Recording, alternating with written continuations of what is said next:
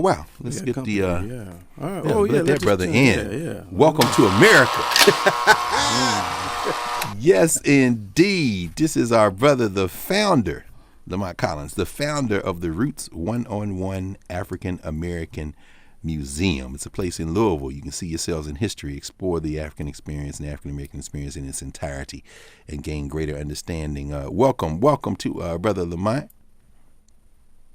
Well, thank you, guys. Thank you. Yeah, glad to have you. But before we get into it, let's you all remember this went viral. It was all over social media. It was everywhere. We can't obviously share the visual, but we played the audio. Was it last week? It was a couple weeks ago. A couple of weeks ago. Yeah. Do you have it teed up, D? Oh, Daryl didn't have. Okay. If y'all remember, you want to narrate the video? There was a video that went viral of a young Caucasian American lady who came into the museum. Very generous to call her young. Yeah. Seasoned. Seasoned Caucasian American. Yes. And so when she enters the museum, the curator of the museum drops shackles on her wrists and says, "Welcome to America." And it went viral because the way in which she responded was very emotional. You know what I mean? And she was saying how she was impacted and never felt that way before, and everybody should experience that. And as we're coming to meet Brother Collins here, you're telling us that you do that to everybody that walks through the door. Oh, yeah. At Roots 101, everybody experiences that because I want them to experience our story and our struggle and the resilience of who we are. So everybody experiences. I think what happened with this one that there were white tears. And we know the history of white tears in America. You know, Emmett Till can tell you about white tears, you know, but in this lady's case, it was really white tears of compassion. But the way America is today, people took it as something more. I mean, I've had death threats, all those kind of things. Really? Simply because, every day now, simply for just showing the history of our story. And people today, I got calls about taking it down. I beg your pardon? Take down the experience we also go. Yeah. Taking what down, Brother Lamont? Taking the video down. Oh, you you couldn't do that if you wanted to. It's all over the world now, brother. It's all over you the world. couldn't do that if you wanted to. Yeah. And it's so powerful because well, first of all, it's all over the world, but I think it's just a teaching tool. And Dr. Carr, you know more than anyone. I followed you a long time. Oh. I had Nick Cannon in the museum when I opened 6 years ago. Yes. And I was in a different spot, and he came in here just as tired, but the brother was just so patient to listen to the story, and I dropped the chains on him too. So if he has that experience, as you ever say, you've been to Louisville, he'll tell you he had that experience. Everybody has that experience. Next time I talk with him, we're going to have to compare because I got to get down there.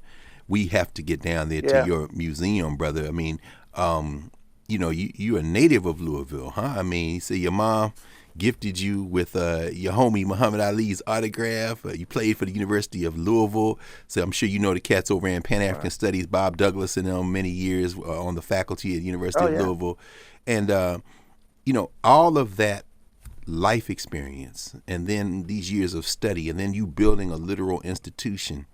We'll get into all of that, but I want to ask you a very specific question. Where did you get those shackles, brother? You know, I got those shackles from Baba Murphy out of Pittsburgh. Wow. He came to the museum, and he had a bag full of shackles, and he says when he goes to Ghana, I think maybe 8 times a year, eight months out of the year. He said they're just all over the ground. So he wanted to bring it back to me. And when he gave it to me, he said, "Lamont, I'd like for you to put this on everybody." And really, it was his idea, you know. And the brother's a powerful brother. Like I said, he's out of Pittsburgh. And that's what really made Roots to what it was. I always talked about making people understand what we went through. And, you know, I have young kids. There's 2 different things I get. When a lot of white people put the shackles on, they say, "I didn't think it was that heavy." Yeah, because you could see her. You could literally see her wrist drop when you dropped those shackles. Yeah. Right. And they'll say, "I don't think it's that heavy." They'll say that. And when I put it on black people, first thing we say is, "My God, it's heavy." You know, there's 2 different thoughts and patterns of emotion of what people are feeling, but they're all feeling compassion. And in the world that we live in now, nobody wants to talk about humanity. Nobody wants to talk about anything like that. and those chains bring it back. I mean, no matter who you are, you feeling something, and you feeling the trauma of 400 years. That's the beauty of it, is that we all feel the trauma that we still deal with in our community that we say we don't deal with, and we have to learn who we are.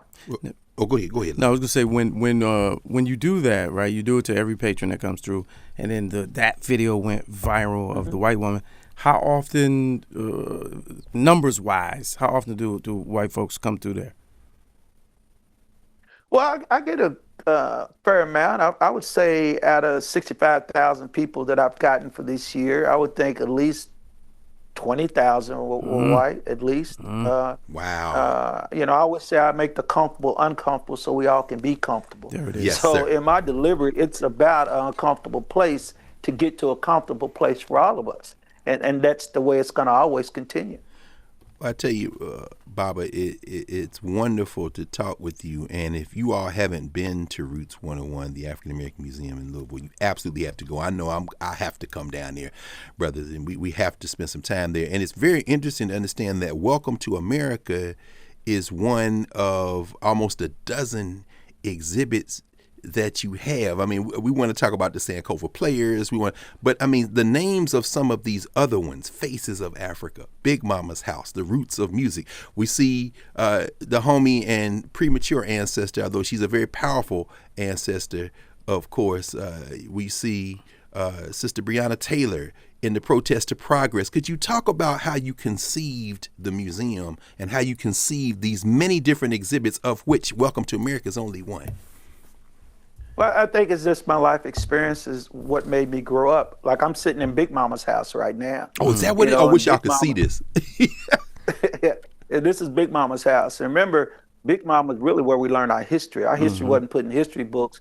It was put on Big Mama's wall. Come see your cousin them in New York. Come see your cousin in California. He's a doctor. That's how we learn our history. So when I did this room, I built out, and even I have people from my family, but I even have Oprah Winfrey on my wall, because Oprah was in somebody's family, right? So when kids come in, they understand that the greatness of who we are was in Big Mama's house all along, especially people my age. And I got everything in here but the plastic couch.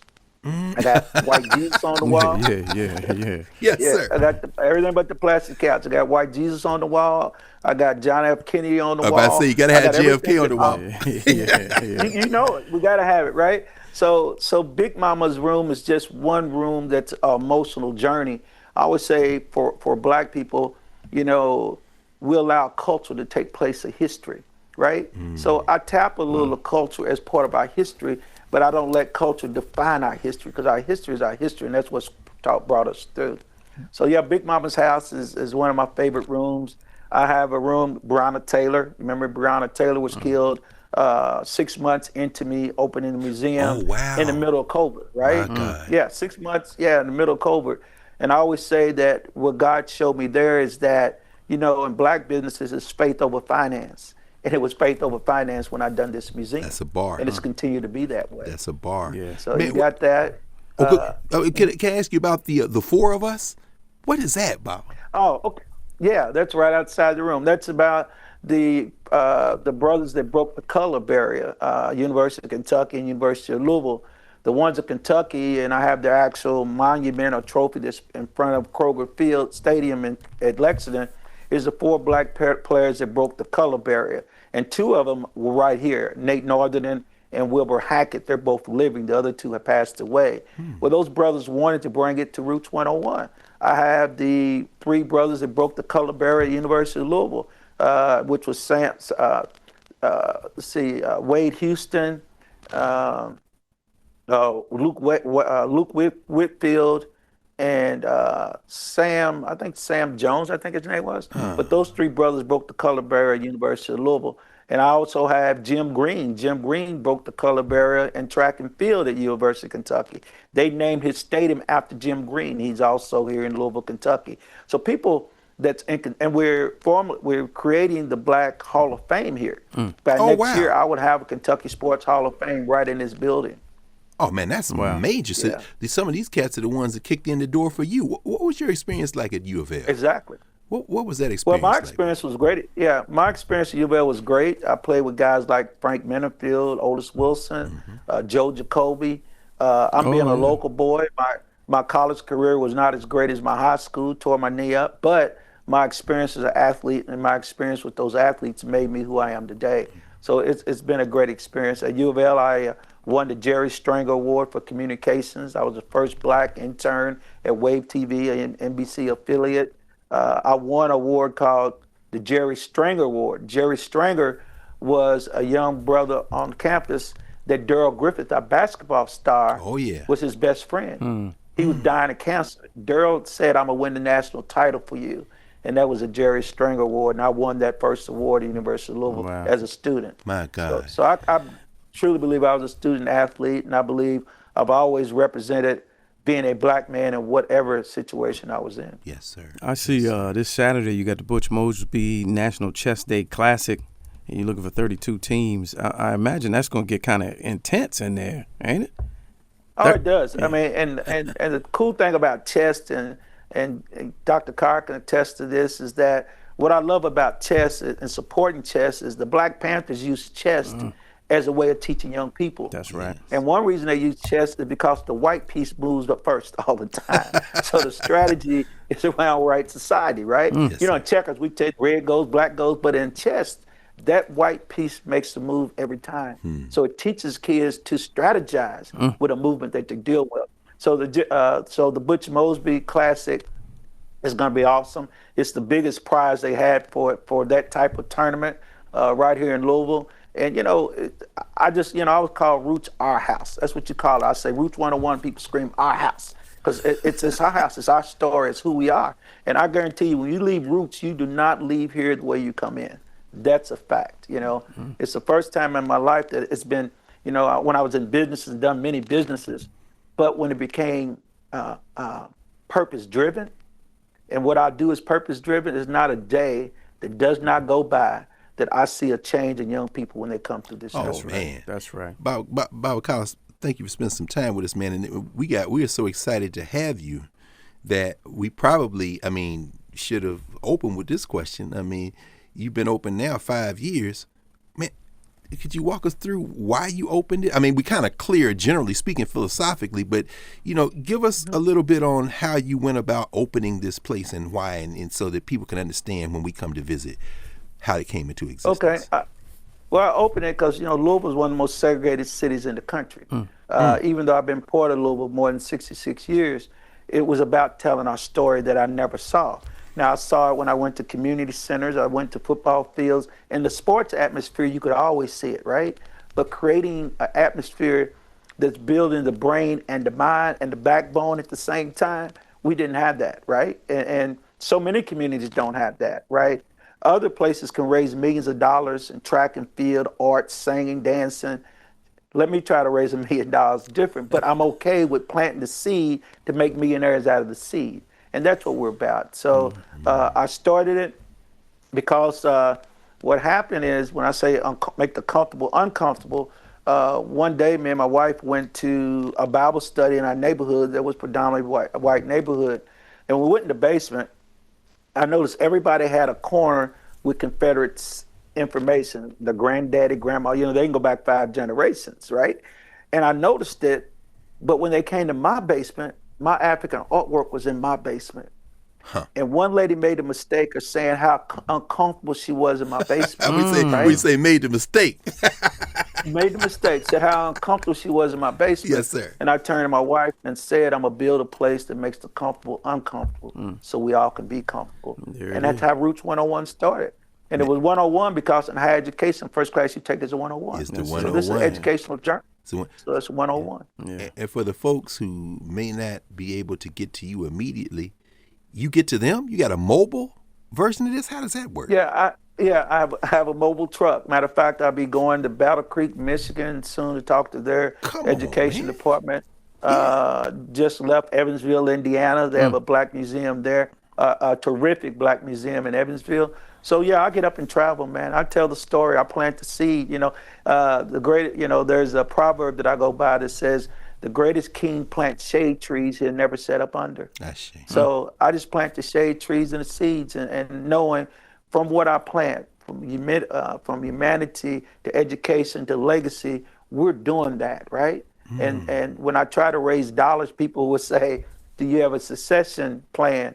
And my succession plan is to educate every young black kid out there that they're descendants of kings and queens. That's right. And when I can get them understanding they're descendants of kings and queens, I don't have to worry about a succession plan, because I know a young king or queen is going to be right there in the throne, ready to take over. No question. There it is. We got to we want to wrap in a minute, but we can't go without asking about these Sankofa players, man. I'm looking at this picture of these cats. I want to see them, man. What are the Sankofa players?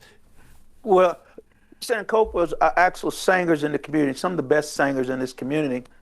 Here's what I always say to people is that white America wanted our rhythm, but not our blues. Facts. So when I say that, I created this Sankofa players, so we're singing, and Dr. Carr hear you all the time singing. I love what you do in transition. We you all know every together song on that, in the world, right? Yes, sir. But see, I love to sing, but I can't sing. So what I did was create the Sankofa players, where they can get to the rhythm of who we are, because our life is a rhythm. You know, black people are a rhythm, right? Yes. So when I say that that they want our rhythm, not our blues, in the performance of the Sankofa singers, Emmett Till might come out and sing "A Change Is Gonna Come." Oh wow! You know, in the middle, Big Mama's house. Big Mama comes out of Big Mama's house, and she's singing "Wading in the Water," because that's what we had. You know, so we hit you emotionally and physically and everything about what you experience. And it's not like we have a lot of money. It's not that we have a budget, because we don't have a budget. People call us interactive simply because you're holding chains and you can touch everything in this museum. And it's interactive because, you remember, in Big Mama's house, you could touch it, but you better not break it, right? Not break it. So even when kids come through it, they have that respect for what's here. They're just not walking through and going on the telephone. They're exploring the Benin century artifacts we have. Oh, wow. I have one wall called Black Love. People say, why Black Love? I got two big black queens up there. And I call it Black Love because we don't talk about the history of black love. Have black men that love black women since the beginning of time. Have black women love black men from the beginning of time. How black men tame wild leopards and lions to protect their queens.